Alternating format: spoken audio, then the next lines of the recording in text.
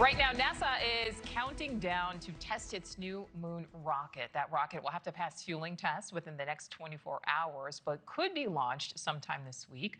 The 4 astronauts who will be on board already in quarantine to avoid germs. They're on track to be the first people to launch to the moon since 1972.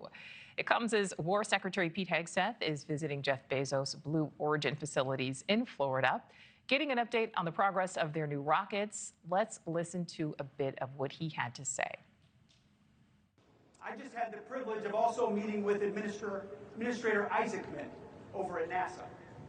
And your work here, along with his, will help President Trump accomplish the national security policy objectives at record pace, including critical projects like Artemis. And you're exactly right. We're going to make space great again.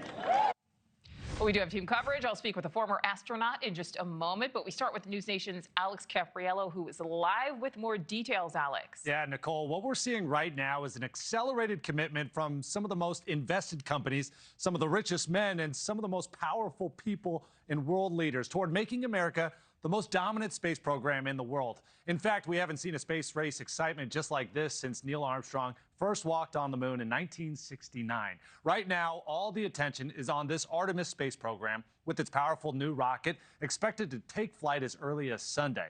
This morning, Secretary of War Pete Hegseth paid a visit to that rocket in person, which, by the way, stands taller than Big Ben. The secretary also donning a helmet, strapping into a powerful fighter jet, showing, of course, appreciation for our military might. This visit to the nation's space manufacturing frontline falls under Hegseth's Arsenal of Freedom tour. The Trump administration says our nation's protection and even greater global security requires America to be a leader at the forefront of the great unknown. Whoever controls the space domain, as I've said before many times, President Trump understands that, will control Bill, why don't we go over here? And we are hell-bent, dead set on ensuring that it's American dominance in that domain. Dominance, not just on par, but dominance. And we're working with NASA, with SpaceX, with Blue Origin, the best of the best, to unleash that. Joining Hegseth for remarks in Florida is Amazon and Blue Origin founder Jeff Bezos, whose innovations have made critical strides in recent years when it comes to rocketing capabilities and spaceflight. Blue Origin recently announcing a decision that it would pause flights indefinitely to refocus its efforts into putting America back on the moon and then establishing a permanent presence there.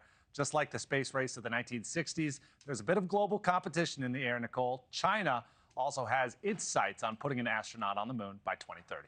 All right, so Alex, talk more about this, the ultimate goal of this latest mission. And we know that there were absolutely some recent hurdles. Yeah, exactly. Just like the rest of the country, Florida experienced that nasty cold snap that reached all the way to the southern tip. That's why some of these planned tests and the dress rehearsals for Artemis were postponed for a few days, which means the earliest that these 4 astronauts, 3 American and 1 Canadian, can take off is this Sunday. Again, that's the earliest. The goal for these upcoming missions is orbiting in deep space, testing out the equipment and some of the safety guards for the next scheduled Artemis mission, which will be Artemis 3, which would put astronauts back on the moon, of course, paving the way for Americans to establish, again, that more permanent presence on the lunar surface, which would be extremely helpful as we work to ultimately put mankind on the red planet. Of course, that's Mars.